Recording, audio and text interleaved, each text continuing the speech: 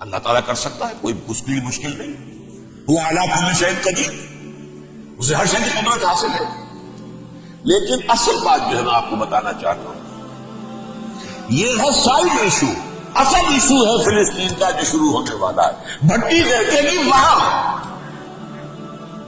ظاہر بات ہے کہ اگر کوئی بہت بڑا اقدام ہو جاتا ہے فلسطینیوں کے خلاف، اور اگر واقعات المسجد اقصی اور مکتوبۃ الصحرا گرا دیے جاتے ہیں تو طوفان اٹھے گا عالم عرب.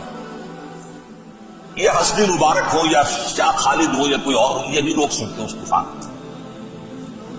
نوجوان خون اٹھے گا، غیرت اور جو بھی حمیت ہے. مسلمان ان پڑھ سے ان پڑھ اور بالکل بے دین، وہ بھی مسجد کی حرمت پر قدم کرنے کو تیار ہو جاتا ہے. مسجد تو بنا دی شب بھر میں ایمان کی حرارت والوں نے، من اپنا پرانا پاپی ہے برسوں میں نمازی بننا سکتا.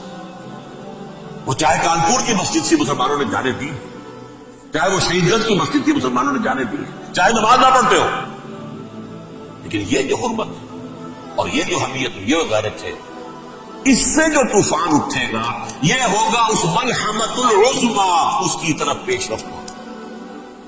کتاب الملاحم سے احادیث کے حوالے سے یہ جن جنگوں کا حوالہ دیا حضور نے، پیشن گوئی کی ہے، اس کا نقطہ آغاز تھا خلیج کی جنگ.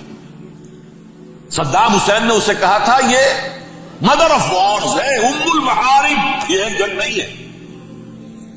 اس کا نقشہ بھی حدیث میں موجود ہے، پیشن گوئی موجود تھی، اس وقت بھی ہم نے شائع کی تھی. لیکن اس میں جو جنگ اب ہونے والی وہ الملحمۃ العظمی. ملحمہ کسے کہتے ہیں؟ لحم گوشت کو کہتے ہیں، اور قصائی کی دکان کو عربی میں ملحم کہتے ہیں، جہاں گوشت کے ٹکڑے کیے جاتے ہیں. آج کل بشیروں سے ہوتے ہیں، اب جو ہے وہ ہاتھ سے چھریوں سے نہیں ہوتے، لیکن ٹکڑے ہو رہے ہوتے، جسموں کے چیتھڑے اڑ رہے ہوتے. ملحمہ یہی لفظ استعمال کیا تھا حضرت سعد ابن عبادہ نے رضی اللہ تعالی عنہ یوم فتح مکہ.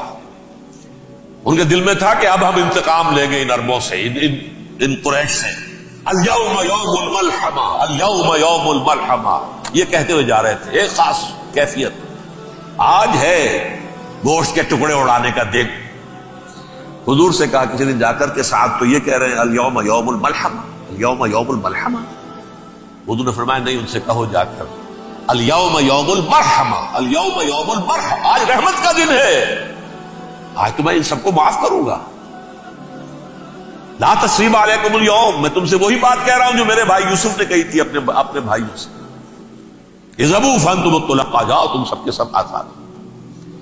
وہ ملحمہ ہے جس کو کہ حضور نے حضرت معاذ بن جبل رضی اللہ تعالیٰ عنہ کی روایت ہے، اس میں سے جو ابو داؤد میں روایت آئی ہے اس میں الملحمۃ العظمی، عظمی مؤنث ہے اعظم کا.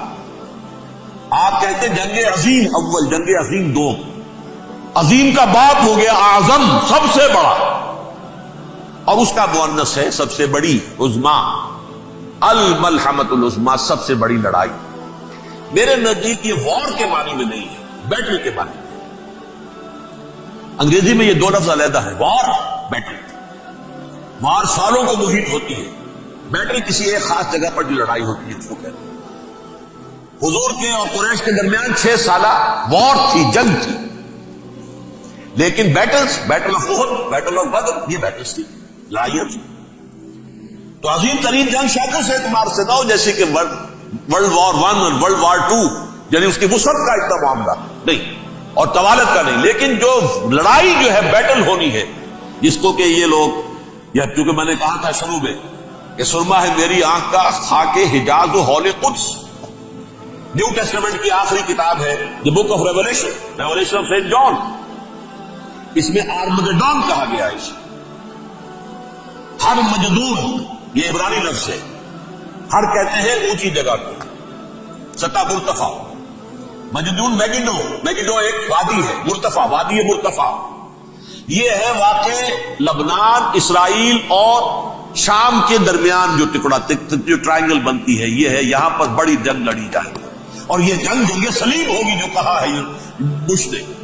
یہ جنگ صلیب سیکنڈ ملینیم شروع ہوئی تھی تو پہلی صلیبی جنگ ہوئی تھی. تھرڈ ملینیم شروع ہوا ہے، یہ سیکنڈ صلیبی جنگ ہے، یہ کروسیڈ. اور میں اس مرتبہ امریکہ گیا تھا تو پہلی مرتبہ مجھے وہاں ایک رسالہ ملا ٹرمپٹ نام کا. یہ امریکہ کے جو بہت ایکسٹریمسٹ قسم کے پروٹیسٹنٹس ہیں یہ ان کا رسالہ ہے، اور ان کے بارے میں اب کہا جا رہا ہے وہ کرسچین زائنسٹ ہیں. آپ شاید پہلی مرتبہ یہ لفظ سن رہے ہو. زائنسٹ تو سمجھتے ہیں یہودیوں کو، کرسچین زائنسٹ وہ ہیں جو ہے تو عیسائی پروٹیسٹنٹس ہیں، لیکن اسرائیل کے وہ حمایتی یہودیوں سے بڑھ کر ہیں. یہ میری کسی پہلی تقریر میں شاید بہت سے حضرات کو یاد آ جائے، میں نے کہا تھا 4 سال پہلے ہمارا تنظیم اسلامی کا ایک کنونشن ہوا تھا ہیوسٹن میں، امریکہ کا جنوبی علاقے کا شہر ہے. ایک سیشن اس میں ہم نے رکھا تھا انٹرفیتھ، ایک عیسائی کو بلایا تھا، ایک یہودی بہت بڑا وہاں کا عالم ہے اس کو بلایا تھا. اس یہودی عالم نے ڈاکٹر وشوگراڈ جو وہاں کی یونیورسٹی میں پروفیسر ایمریٹس ہے، اس نے کہا تھا کہ یہ اسرائیل کو تو سپورٹ کر رہے ہیں عیسائی، ہم تو نہیں کر رہے. جو پریکٹسنگ یہودی ہیں وہ زیادہ اسرائیل کے حق میں نہیں تھے، یہ تو سن 67 کے بعد انہوں نے اسرائیل کو تسلیم کیا. وہ تو منتظر تھے کہ ہمارا مسیحا آئے گا تو اس کی قیادت میں جنگ کریں گے، جیسے شیعہ منتظر تھے کہ مہدی موعود آئیں گے تو پھر ہم کچھ کریں گے. وہ امام خمینی نے کہا جب وہ آئیں گے آ جائیں گے لیکن ہم کچھ راستہ. زائنسٹ نے آگے بڑھ کر ریاست قائم کر لی، اور جب یروشلم پر بھی پورا قبضہ کر لیا، کب جو ہے در حقیقت مذہبی یہودی جو ہے پھر انہوں نے اپنایا ہے، اون کیا ہے، اور نئے سیٹلمنٹس جو بھی بنے ہیں وہاں پر اسرائیل میں اس میں اکثر و بیشتر مذہبی یہودی آیا. اور بروکلن کے علاقے سے سب سے بڑھ کر آئے ہیں، جو امریکہ میں نیو یارک کا ایک جنوبی علاقہ ہے، بہت بڑا یہودیوں کا بہت بڑا گڑھ ہے. نیو یارک کو جیو یارک بھی کہا جاتا ہے، وہ تو اصل میں مرکز جو ہے وہ تو یہودیوں کا. اس حوالے سے وہاں پر جو کرسچن زائنسٹ کہلاتے ہیں وہ اسرائیل کے یہودیوں سے بھی بڑھ کر کہیں سپورٹ کرتے ہیں. بہرحال اس دوسری صلیبی جنگ کا معاملہ جو میں کہہ رہا تھا ٹرمپٹ نامی رسالہ، اس کا ایک مضمون ہے دی لاسٹ کروسیڈ. اب یہ آخری کروسیڈ ہے جو شروع ہونے والا ہے. یہ تو حیران ہی کس قدر کھل کے وہ باتیں کرتے ہیں. رومن کیتھولکس کو وہ کہتے ہیں کہ یہ شیطان ہے، یہ پوپ شیطان ہے، یہ یورپ کو اس نے جمع کیا ہے کرسچینٹی کی بنیاد پر، اور اس میں زیادہ تر کیتھولکس ہیں. آپ کو معلوم ہے برطانیہ بڑی مشکل سے شامل ہوا ان کے ساتھ، اس لیے کہ وہ پروٹیسٹنٹس کا سردار تھا، ابھی پوری طرح نہیں ہے. یورپ جو ہے وہ رومن امپائر دوبارہ یہ کھڑی کر رہا ہے، اور در حقیقت یہ جو ہے یہودیوں سے بھی چھیننا چاہتے ہیں اسرائیل کو اور فلسطین کو اور مسلمانوں سے بھی، اور یہ وہی کروسیڈ جو تھے اربن ثانی کے اس کی تیاری کر رہے ہیں تاکہ وہاں پر عیسائی حکومت قائم ہو جائے، کیتھولکس کی پوپ کی حکومت قائم ہو جائے، جیسے ایسٹ تیمور میں کر دی. ایسٹ تیمور میں کون سی حکومت بنی؟ Roman Catholic. رومن کیتھولک اسرائیل میں بنے تاکہ یہ سارے مقامات مقدسہ جہاں اسرائیل پیدا ہوئے، بیت حضرت مسیح پیدا ہوا بیت اللہ کہاں ہے؟ وہی ہے کہ نہیں؟ جہاں سے ریزریکشن ہوا ان کے خیال میں وہ کہاں ہے؟ وہیں پر ہے کہ نہیں؟ بڑے بڑے گرجے ان کے وہی ہیں. تو اس اعتبار سے ان کا کہنا یہ ہے یہ لاسٹ کروسیڈ کی تیاری ہو رہی ہے، یہ کیفور.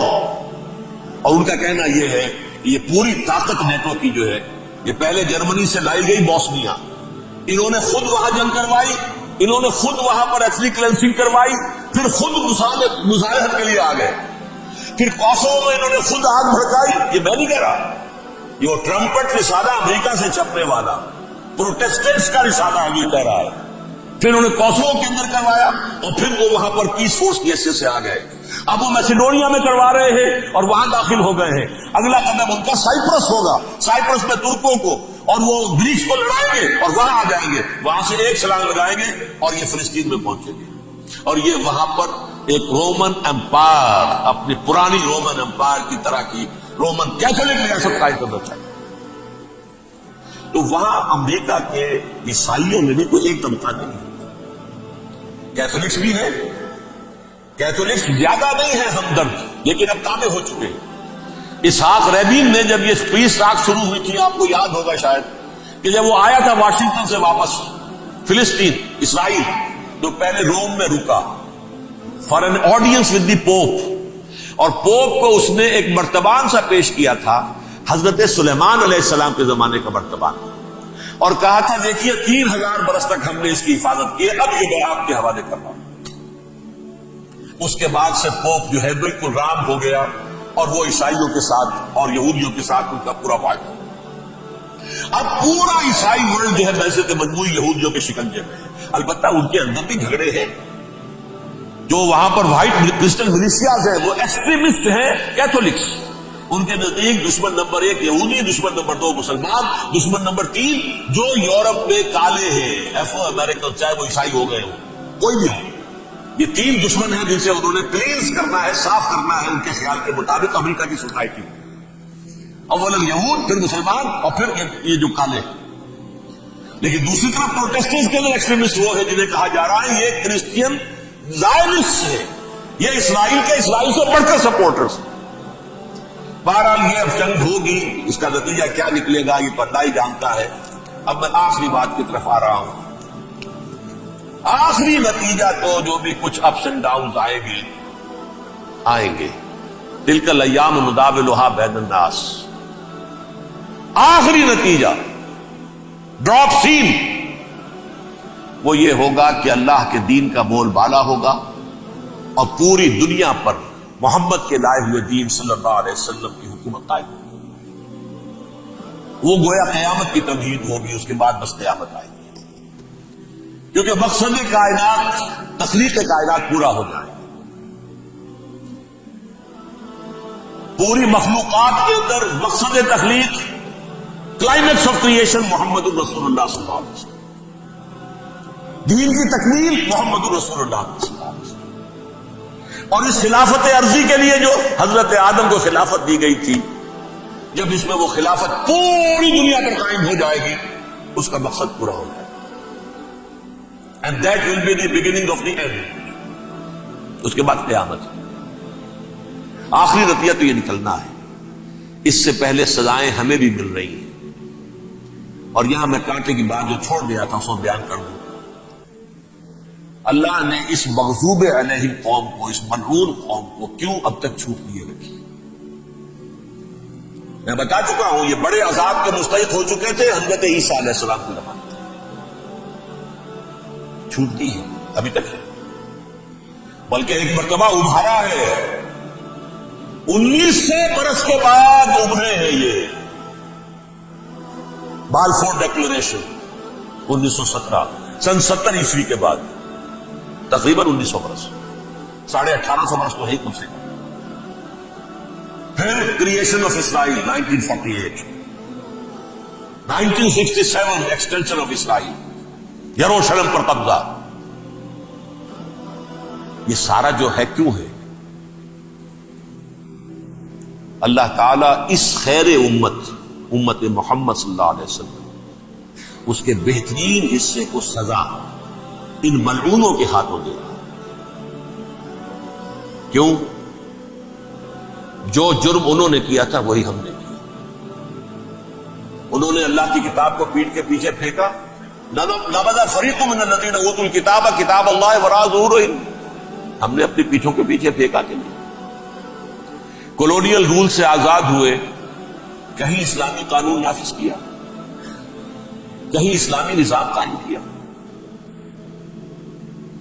تو جو جرم ان کا تھا وہی ہمارا ہے.